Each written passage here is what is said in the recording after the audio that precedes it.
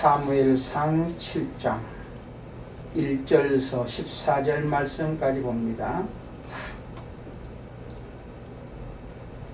기럇 여아림 사람들이 와서 여호와의 궤를 옮겨 산에 사는 아비나답의 집에 들여놓고 그의 아들 엘르아사를 거룩하게 구별하여 여호와의 궤를 지키게 하였더니 궤가 기럇 여아림에 들어간 날부터 20년 동안 오래 있는지라. 이스라엘 온 족속이 여호와를 사모하니라. 사무엘이 이스라엘 온 족속에게 말하여 이르되 만일 너희가 전심으로 여호와께 돌아오려거든 이방신들과 아스다롯을 너희 중에서 제거하고 너희 마음을 여호와께로 향하여 그만을 섬기라. 그리하면 너희를 블레셋 사람의 손에서 건져내시리라.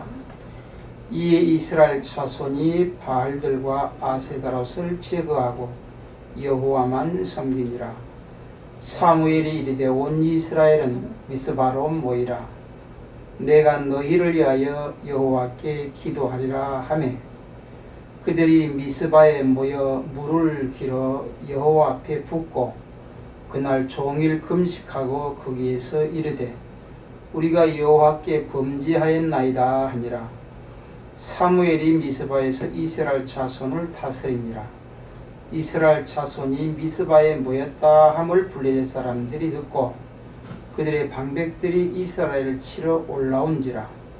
이스라엘 자손들이 듣고 블레셋 사람들을 두려워하여 이스라엘 자손이 사무엘에게 이르되 당신은 우리를 위하여 우리 하나님 여호와께 쉬지 말고 부르짖어 우리를 블레셋 사람들의 손에서 구원하시게 하소서 하니 사무엘이 젖먹는 어린 양 하나를 가져다가 온전한 번제를 여호와께 드리고 이스라엘을 위하여 여호와께 부르짖음에 여호와께서 응답하셨더라. 사무엘이 번제를 드릴 때에 블레셋 사람이 이스라엘과 싸우려고 가까이 오매 그날에 여호와께서 블레셋 사람에게 큰 우박을 발하여 그들을 어지럽게 하시니 그들이 이스라엘 앞에 피한지라. 이스라엘 사람들이 미스바에서 나가서 블레셋 사람들을 추격하여 백갈 아래에 이르기까지 쳤더라. 사무엘이 돌을 취하여 미스바와 센 사이에 세워 이르되 여호와께서 여기까지 우리를 도우셨다 하고 그 이름을 에벤네셀이라 하니라. 이에 블레셋 사람들이 굴복하여 다시는 이스라엘 지역 안에 들어오지 못하였으며 여호와의 손이 사무엘이 사는 날 동안에 블레셋 사람을 막으심에 블레셋 사람들이 이스라엘에게서 빼앗았던 성읍이 에그로로부터 가드까지 이스라엘에게 회복되니 이스라엘이 그 사방 지역을 블레셋 사람들의 손에서 도로 찾았고 또 이스라엘과 아모리 사람 사이에 평화가 있었더라. 아멘. 사무엘의 기도라 제목으로 생각을 하려고 합니다. 기도는 성도들의 특별한 축복입니다. 우리가 기도할 수 있다고 하는 것은 하나님 앞에 엄청난 축복이고 특권입니다. 기도는 하나님과 호흡하고 교제하는 것이고 축복의 통로라 그렇게 말씀을 드렸었습니다.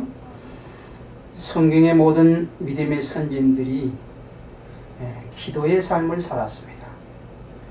믿음의 사람들의 특징은 다 기도의 사람들이었다 하는 것을 성경을 통해서 보게 됩니다. 오늘 본문에 등장한 사무엘은 이스라엘의 최후의 사사요 모세 이래 이스라엘의 최대 선지자입니다. 그의 이름 사무엘은 하나님께서 들으신다라는 의미를 갖고 있습니다. 그 어머니 한나가 기도하여 얻은 아들이라는 과정에서 붙여진 이름입니다. 성장하고 태어났던 그 배경은 사무엘은 에브라임 산지 라마다임 소빔에서 출생했다 그랬어요. 사무엘상 1장 1절에 보면은. 그리고 그의 아버지는 레위 가문 계열의 그핫 후손 엘가나로서 사무엘은 바로 이 엘가나와 한나 사이에서 출생한 아들이죠. 그 어머니가 자녀가 없어서 괴로워하던 한나가 하나님 앞에 태어날 아이를 주시면은 나시린으로 하나님 앞에 바치겠습니다 라고 서원 기도를 해서 낳은 그런 아들입니다. 그래서 사무엘의 출생 배경은 아주 독특하다 그렇게 볼 수 있습니다. 아기를 낳지 못해서 하나님 앞에 서원을 얼마나 기도를 많이 했는지 엘리 제사장이 봤을 때 술 취한 사람처럼 술에 취해서 있는 것처럼 그렇게 보였다. 얼마나 괴로웠으면 하나님 앞에 술 취한 사람처럼 울부짖고 기도해서 자식을 낳기 위한 그런 울부짖음, 그 기도의 상달로 하나님께서 서원을 들으셔서 사무엘을 낳게 됩니다. 사무엘 출생 배경은 아주 독특한 그런 출생 배경을 갖고 있습니다.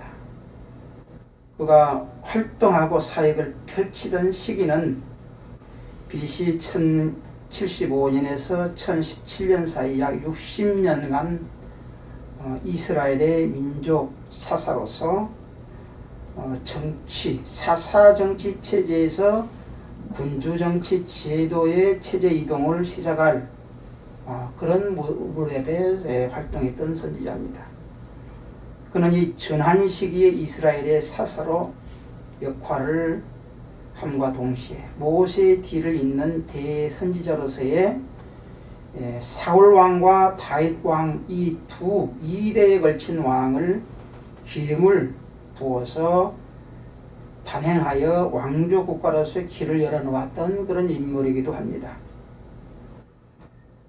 그리고 이 사무엘의 생애는 이스라엘 사사 사무엘은 그 어머니 한나의 서원바대로 태어나서 젖을 뗀 이후에 성전에 바쳐져서 어려서부터 성전에서 자라합니다. 소위 나시린으로 구별되어서 자라고 교육을 받으면서 성전에서 자랍니다. 그는 어린 시절부터 성전에서 자라게 된 사무엘은 성전에서 하나님의 부름을 받고 당시의 제사장 엘리 가문의 멸망을 계시를 받습니다. 경건하지 못한 엘리 제사장의 아들들의 행동 때문에 하나님이 그 가문을 파멸시키겠다는 뜻을 사무엘에게 계시를 하시죠.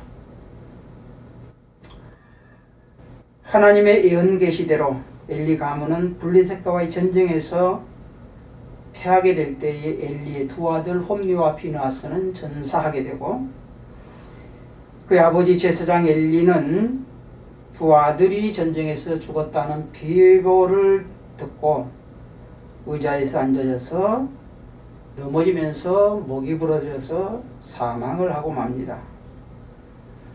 사무엘은 비교적 어린 나이에 하나님의 계시를 체험하고 또 그 성취 과정을 직접 목격하게 됩니다. 하나님이 엘리 가문에 대한 파멸을 어린 사무엘에게 계시하시고 그 가문이 어떻게 파멸하게 되고 멸망하게 되는가, 하나님께서 예언했던 것들을 체험하고 그 계시가 성취되는 것을 목격을 합니다. 엘리 제사장의 뒤를 이어서 이제 이스라엘의 지도자가 된 사무엘은 백성들에게 율법을 가르치고 그리고 미스바에서 신앙 부흥운동을 일으켜서 이스라엘에 만연되어 있던 블레셋 우상 숭배를 타파하게 됩니다. 블레셋의 숭배했던 바알과 아수다로 우상 숭배 사상을 이스라엘 민족에서 타파를 하죠. 사무엘은 여호와 하나님의 신앙을 그의 출발과 더불어서 정화하고자 한 겁니다. 그러나 시간이 흐르면서 하나님의 통치 체제인 신정 체제를 원치 않는 백성들의 태도와 아버지만 못한 이 사무엘의 아들들의 행각들로 인해서 시대는 왕정제도의 요구로 바뀌게 됩니다. 사무엘은 아버지는 참 훌륭한 사람인데 또 그 아들들이 또 행실이 좋지 못해요. 그러면서 시간이 흐르면서 왕정 제도의 요구를 바뀌게 됩니다. 그래서 사무엘은 백성들의 요청에 따라서 사울에게 초대 왕으로서의 기름을 붓죠. 그리고 사무엘은 사울에게 이스라엘 왕으로 기름을 붓습니다. 근데 그가 하나님으로부터 버림을 받게 됩니다. 그리고 다시 다윗을 이스라엘의 왕 다음으로 기름을 붓고 그리고 이제 고향 가까이에서 죽어서 장사 지내게 됩니다. 이것이 사무엘의 생애죠. 그럼 사무엘은 어떤 성품과 어떤 신앙을 가지고 있었느냐? 선지자요 사사였던 이 사무엘은 철저히 신분주의적인 신앙을 갖고 있습니다. 철저히 하나님만 섬기고 철저히 하나님의 지시와 하나님의 통치를 받고 철저히 하나님만 섬기는 그런 믿음의 사람이고 또 철저히 기도의 사람이었습니다. 난적 블레셋과의 전쟁 위기가 발발했던 상황 속에서도 미스바에 모여서 하나님께 기도하는 그의 자세는 매사가 신앙 중심이었다는 것을 우리에게 보여주고 있습니다. 뿐만 아니라 그가 매우 청렴하고 엄격한 사람이었음을 성경은 증거하고 있습니다.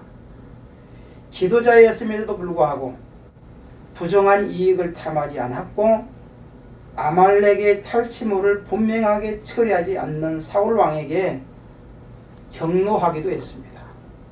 블레셋과 전쟁에서 하나도 남김없이 처리할 텐데 사울 왕이 좋은 것들을 제사 지낸다는 핑계로 가지고 빼돌렸죠.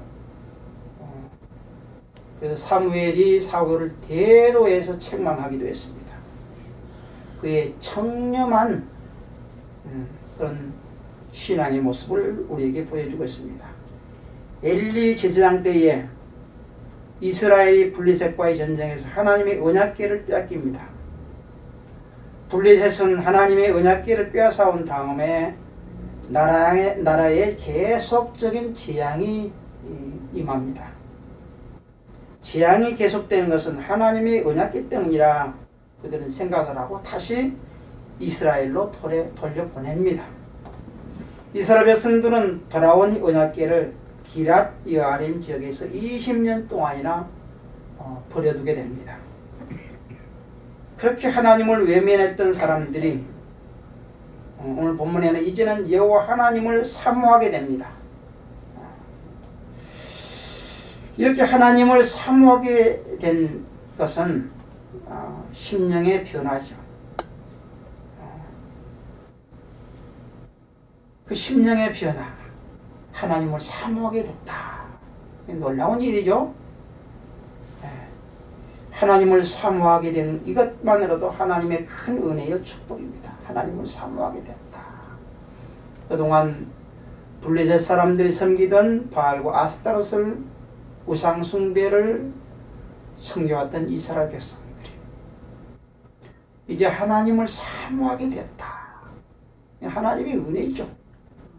하나님의 은혜, 하나님의 놀라운 은혜요 축복이죠. 오늘 선지자 사무엘 선지자의 오늘 이제 기도를 보게 되는데 사무엘 선지자는 어떤 배경에서 기도하게 되느냐? 오늘 본문에는 사무엘이 기도하게 된 배경을 말하고 있습니다. 이스라엘은 블레셋에 오랫동안 고통을 받다가 하나님을 다시 찾아 부르게 됩니다. 육신의 고통은 종종 우리를 하나님께로 향하고 바라보게 하시는 하나님의 신호입니다. 하나님의 신호를 우리는 무시하지 말아야 됩니다. 사람이 잘 될 때는 하나님을 잘 안 찾으려고 해요. 잘 나가고 잘 되고 형통할 때는. 환난이 오고 고통이 오면은 하나님을 찾고 하나님을 바라보게 되고 하나님을 찾게 됩니다. 하나님의 신호를 우리는 무시하지 말아야 된다. 오늘 3절 말씀해 보니까 만일 너희가 전심으로 여호와께 돌아오려거든 이방신들과 아스다롯을 너희 중에서 제거하고 너희 마음을 여호와께로 향하여 그만을 섬기라. 그리하면 너희를 블레셋 사람의 손에서 건져내시리라 그랬습니다. 온 이스라엘은 사무엘의 이 지시를 받고 어떤 반응을 보였는가 하는 것을 4절 이하에 나옵니다. 그들은 첫째 반응, 그들은 이방 신들을 부렸습니다. 4절에 이에 이스라엘 자손이 바알들과 아스다롯을 제거하고 여호와만 섬기니라 했습니다. 우상을 제거하고 하나님만 섬기라. 우리가 하나님을 섬길 때에 제거해야 될 것이 뭐냐? 우리가 온전히 하나님을 섬기는 데 있어서 제거해야 될 것이 있습니다. 제거할 것을 제거하고 하나님을 바로 섬겨야 되는데, 제거할 것을 제거하지 못하고 하나님을 섬기는 그런 이중적인 신앙 태도를 가지면 안 됩니다. 버릴 것을 버리고 제거할 것을 제거하고 하나님을 섬겨야 온전한 믿음의 사람이 되는 것입니다. 그들은 이방 신들을 부렸다. 우상이 뭡니까? 우상. 우상은 섬기는 어떤 형상이 있는지 우리가 알아요. 어떤 형상. 예수를 믿는 사람들도 부적을 갖고 있는 사람들도 있어요. 예수를 믿으면서도 부적을 갖고 있는 사람들 있어요. 천주교나 러시아 정교 같은 데는 그들 교회에 빈틈없이 조각상이 가득합니다. 조각상. 하나님은 그 형상이 된지 어떤 것들을 만들지 말고 그것들을 섬기지 말고 숭배하지도 말라 하세요.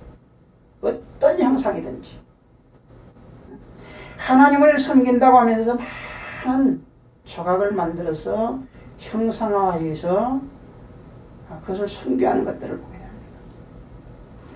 하나님보다 더 사랑하고 위하는 것이 우상입니다. 보이는 것만 우상이 아니라 하나님보다 더 사랑하고 위하는 것이 우상입니다.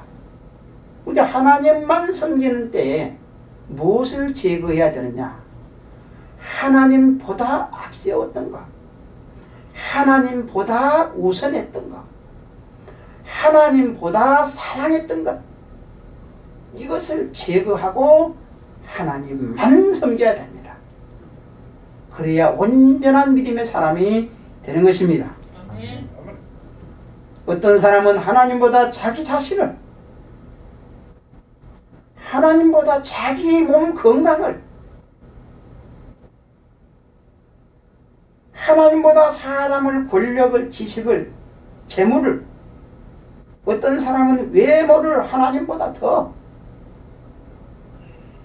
인기, 지위, 이 모든 것, 하나님과의 만남, 예배를 방해하고 사탄에게 이런 모든 것들은 틈을 주게 되는 것입니다.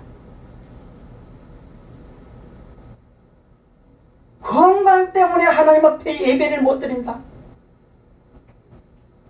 그 건강 지키기 위해서 거의 우상되어 있는 겁니다.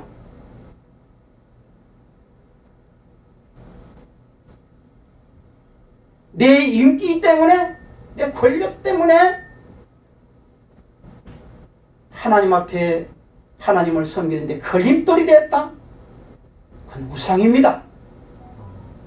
그것을 제거하고 하나님만 섬겨야 되는 것입니다. 마태복음 10장 37절에는 나보다 더 사랑하는 자는 내게 합당치 않다 그랬어요. 그것이 무엇이든지 하나님보다 더 사랑한 것이 있다면 우리는 그것을 제거해야 됩니다. 제거하지 않고 하나님을 섬긴다고 하는 것은 이율배반적인 것이죠.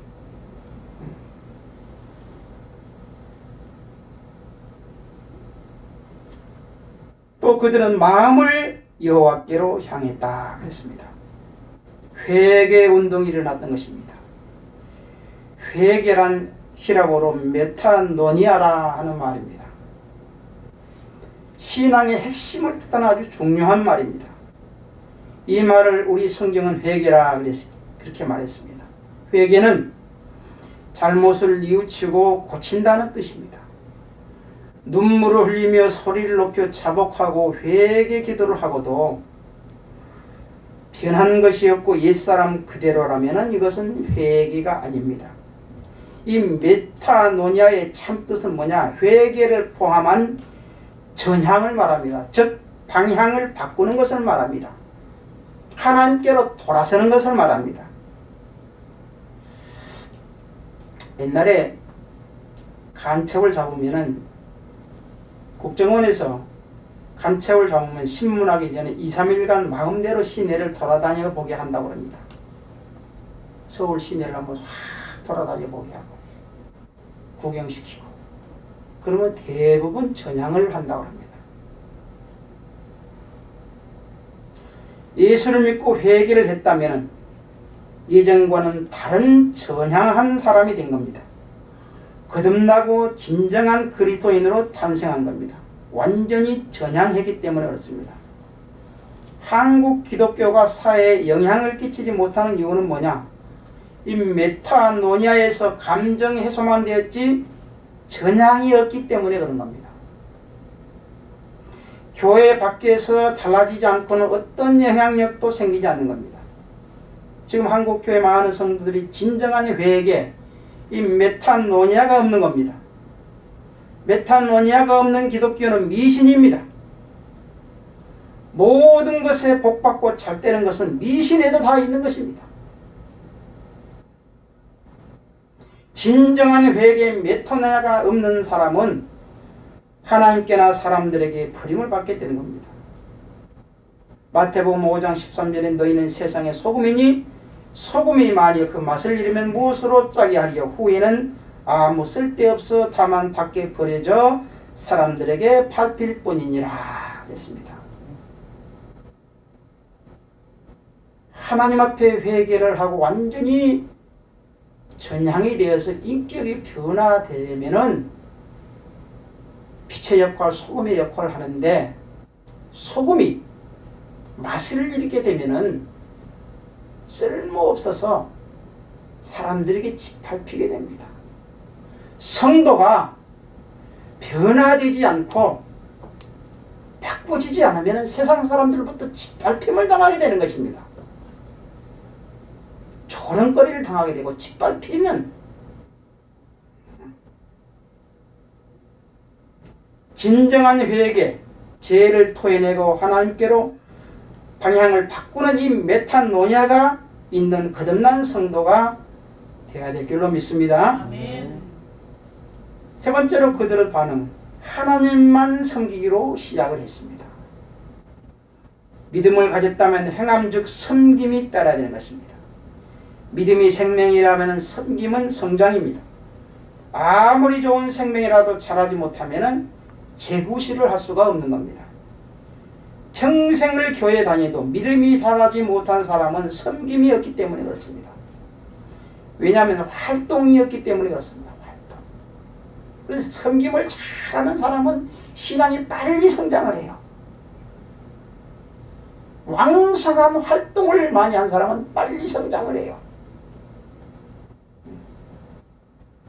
그래서 섬김을 잘하는 우리 교회 성도들이 되시기를 바랍니다. 신앙생활은 평생 신앙생활을 했는데 전혀 섬길 줄 모르는 사람이 있는 사람은 그 사람은 신앙이 항상 퇴보하고 있고 그냥 머물러 있어요. 왜? 섬김의 활동이었기 때문에. 왕성한 섬김을 잘하는 사람은 신앙이 왕성하게 성장을 하게 되는 것입니다. 회개하고 믿음을 가졌다면 하나님을 열심히 섬겨야 되고 신앙생활이 기쁘고 믿음이 잘 자라서 열매가 풍성하게 되는 줄로 믿습니다. 아멘.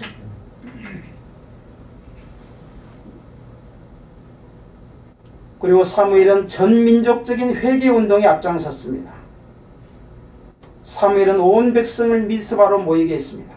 목적은 온 민족적인 회개운동을 일으키기 위해서입니다. 6절에 보니까 그들이 미스바에 모여 물을 길러 여호와 앞에 붓고 그날 종일 금식하고 거기서 이르되 우리가 여호와께 범죄하였나이다 하니라 그랬습니다. 이 미스바 성회를 그들은 어떻게 했느냐? 이 미스바에 모여서 미스바 성회를 하게 되는데 그들은 이 미스바 성회를 모여서 어떻게 했느냐? 첫째, 그들은 먼저 물을 길어 여호와 앞에 부었다 그랬습니다. 물을 길어 여호와 앞에 부었다는 것은 상징적인 행위입니다.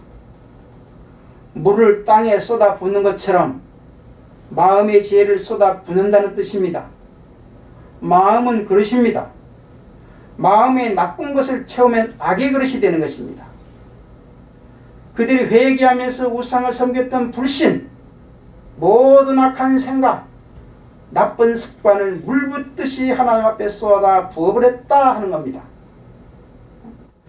우리도 하나님 앞에 회개할 때에 모든 불신앙적인 것, 악한 생각, 나쁜 습관, 원망, 불평 등 하나님 앞에 모든 것을 쏟아 부어버려야 되는 것입니다. 두 번째, 그들은 모여서 금식했습니다. 그들의 회개 기도가 형식이 아니라 진실한 것을 알 수 있습니다. 금식 기도는 누구나 형식적으로는 할 수 없습니다. 40일이나 한 달간 긴 금식 기도만이 아니라 짧은 한 주간이라도 금식은 그만큼 자기를 부인하고 자기를 쳐서 복종시키지 않고는 할 수 없는 것이기 때문에 그렇습니다. 자기를 죽이는 거야. 또 그들은 자신의 죄를 고백했습니다. 그들은 금식하고 우리가 여호와께 범죄했나이다 라고 그렇게 기도했습니다.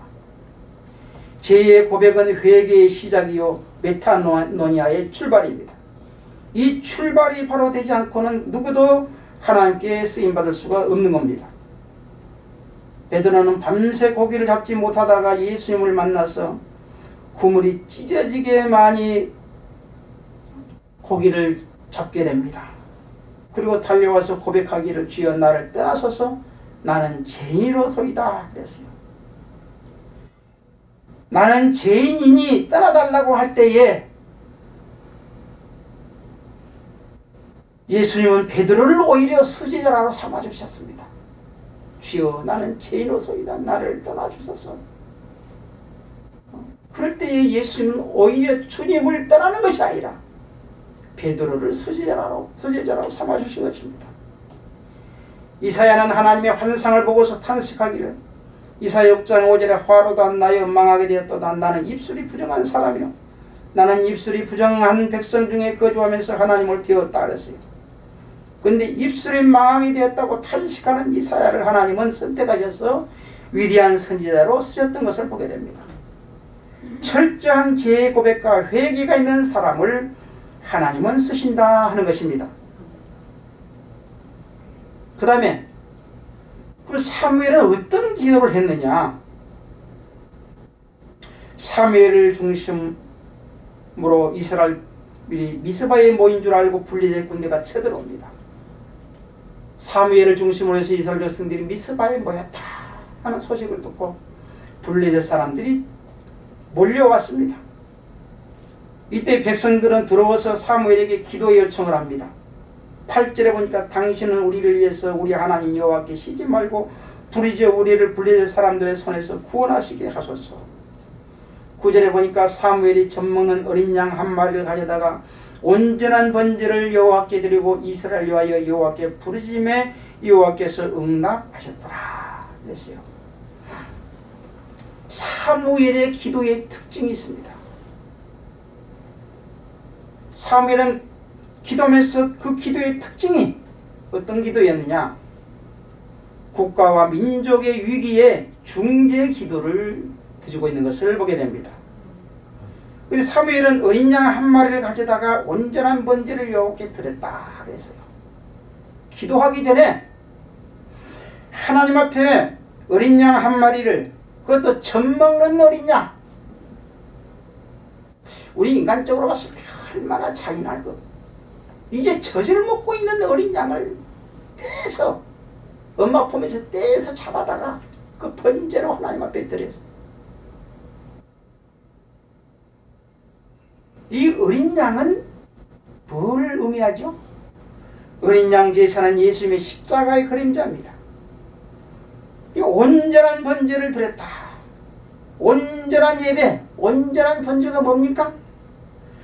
어린 양을 희생제물로 드리는 제사를 말합니다. 희생제물은 짐승을 잡아서 쪼개고 피를 흘리고 각을 뜨는 것을 말합니다. 예수님은 우리 죄를 위해서 십자가에서 희생제물이 되셨습니다. 당신의 몸이 찢기시고 피를 흘리시고 희생제물이 되신 것입니다. 우리가 하나님 앞에 예배를 드릴 때 자신의 마음을 찢고 각을 뜨는 심령으로 예배를 드려야 될 줄로 믿습니다. 아멘. 이것이 바로 하나님 앞에 드리는 온전한 번제, 온전한 예배입니다. 아멘. 하나님 앞에 예배 드리기 전에, 기도하기 전에 예배할 때가 하나님 앞에 내 자신을, 주여, 한 주간 동안 내가 하나님 앞에 살아오면서 범죄했습니다. 입술이 부정했습니다. 마음이 하나님 앞에 떠났습니다. 하나님의 말씀을 등지고 살았습니다 하는 마음을 가지고 내 심령을 쪼개고 각을 뜨는 심령을 가지고 하나님 앞에 예배를 드려야 그 예배가 온전한 예배인 줄로 믿습니다. 아멘.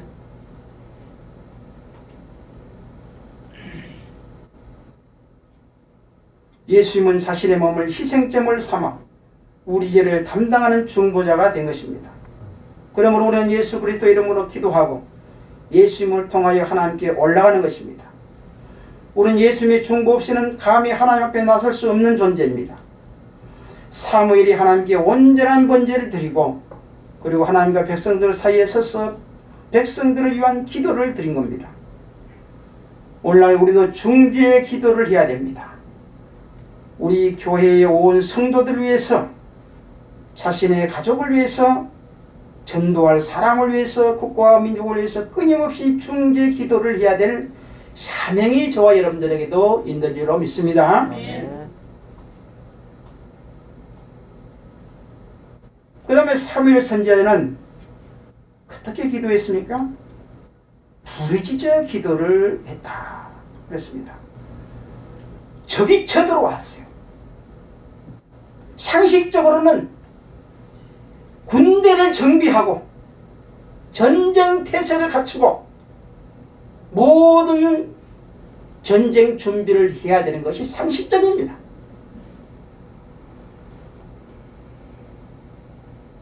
근데 믿음은 상식을 뛰어넘는 것이 믿음이라고 했습니다. 따라합시다. 믿음은 상식을 뛰어넘는 것이다. 뛰어넘는 것이다. 우리 믿음이라고 하는 것은 상식을 뛰어넘는 것이 믿음입니다. 그 상식을 뛰어넘는 믿음의 행동을 바로 사무엘이 한 것입니다. 그 바로 하나님 앞에 부르짖어 기도를 드렸다. 부르짖는 기도란 뭡니까? 힘쓰고 애써서 하는 기도를 말합니다.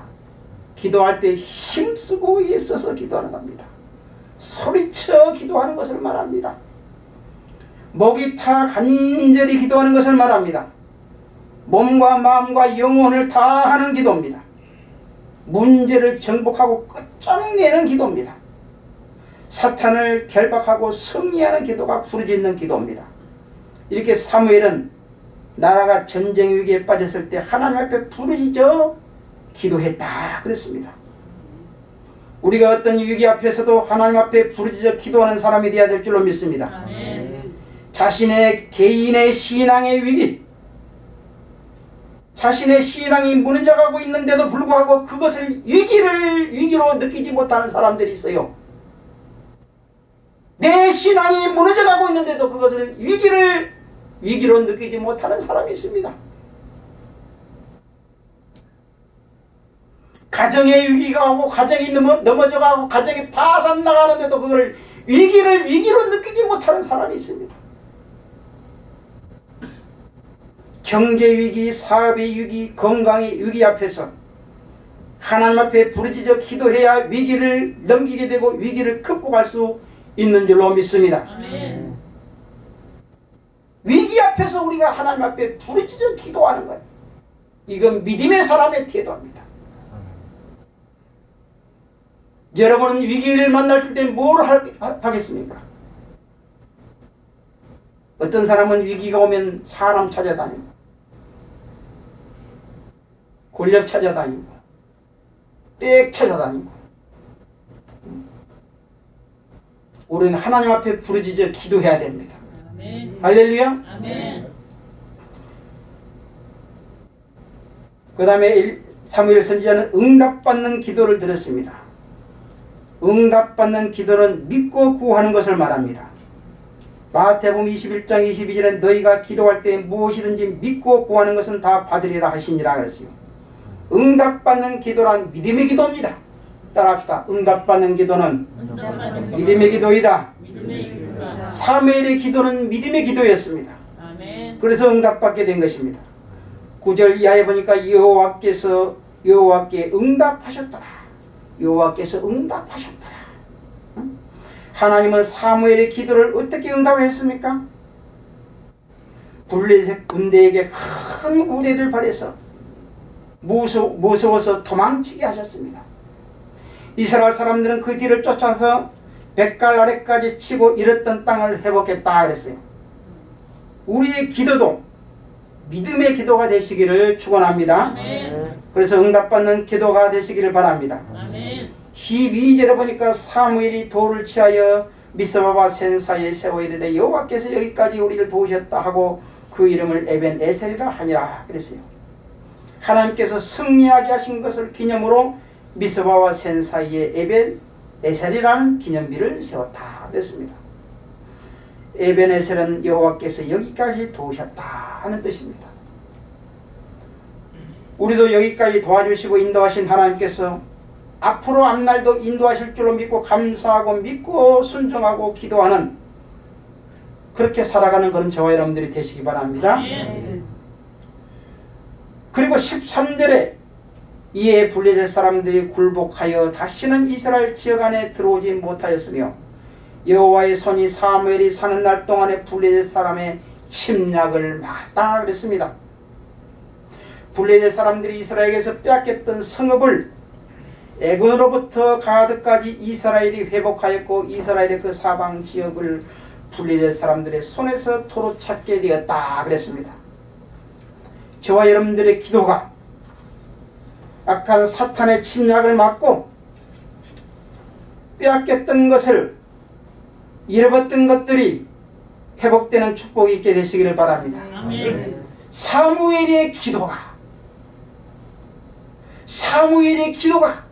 전쟁에서 승리하고 하나님 앞에 응답받고 그리고 잃어버렸던 땅이 회복되었습니다. 빼앗겼던 땅이 다시 회복되었습니다. 여러분의 기도가 물질을 잃어버린 것이 있으면 물질이 회복되게 되시기를 축원합니다. 아멘. 건강을 잃어버렸으면 건강이 회복되시기를 축원합니다. 아멘. 신앙을 잃어버렸으면 신앙이 회복되시기를 축원합니다. 아멘. 그리고 8장에서 12장까지는 이스라엘 백성들이 왕을 구하는 장면이 나옵니다. 그리고 12장에서는 백성들이 왕을 구한 것이 얼마나 큰 죄악이 있는가 하는 것을 알게 하기 위해서 사무엘이 하나님께 기도할 때에 12장 18절에서 25절에 보니까 여호와께서 그날에 우레와 비를 보내시니 모든 백성이 여호와 사무엘을 크게 두려워하였다 그랬습니다. 그리고 모든 백성이 사무엘에게 이르되 당신의 종들을 위하여 당신의 하나님 여호와께 기도하여 우리가 죽지 않게 하소서. 우리가 우리의 모든 죄에 왕을 구하는 악을 더하였나이다. 사무엘이 백성에게 이르되 두려워하지 말라. 너희가 과연 이 모든 악을 행하였으나 여호와를 따르는 데서 돌아서지 말고 오직 너희의 마음을 다하여 여호와를 섬기라. 돌아서서 유익하게도 못하며 구원하지도 못하는 헛된 것을 따르지 말라. 그들은 헛되니라. 여호와께서는 너희를 자기 백성으로 삼으신 것을 기뻐하셨으므로 여호와께서는 그의 크신 이름을 위하여라도 자기 백성을 버리지 아니하실 것이요 나는 너희를 위하여 기도하기를 쉬는 죄를 여호와 앞에 결단코 범하지 아니하고 선하고 의로운 길로 너희에게 가르칠 것인즉 너희는 여호와께서 너희를 위하여 행하신 그 큰 일을 생각하여 오직 그를 경외하며 너희의 마음을 다하여 진실이 섬기라. 만일 너희가 여진이 악을 행하면 너희와 너희 왕이 다 멸망하리라 그랬어요. 사무엘은 하나님만 섬기라. 온 이스라엘 백성들 너희는 하나님만 섬기라. 나는 너희를 위해서 기도하기를 쉬는 죄를 범하지 않냐고 하나님 앞에 계속 너희를 위해서 기도하겠다. 사무엘은 기도의 사람입니다. 기도를 쉬지 않냐고, 기도로 시작하고 기도로 승리하고 기도로 이스라엘 백성들을 중개 역할을 했던 사람입니다. 사무엘은 사사요 선지자요 제사장으로서 하나님의 뜻을 온전히 수행했던 위대한 지도자였습니다. 특히 사무엘은 말씀과 기도로 이스라엘 백성들을 가르쳤으며 온전한 하나님의 구원 역사를 이루었습니다. 나라가 전쟁 위기에 빠졌을 때 부르짖어 기도하여 나라를 그 위기에서 건져낸 겁니다. 오늘 우리들도 평생 기도로 살아가는 사무엘처럼 평생 기도하며 사는 성도들이 되시기를 축원합니다. 아멘. 기도를 한 달 하다가 쉬려고 그러니까 자꾸 마귀가 역사를 해요.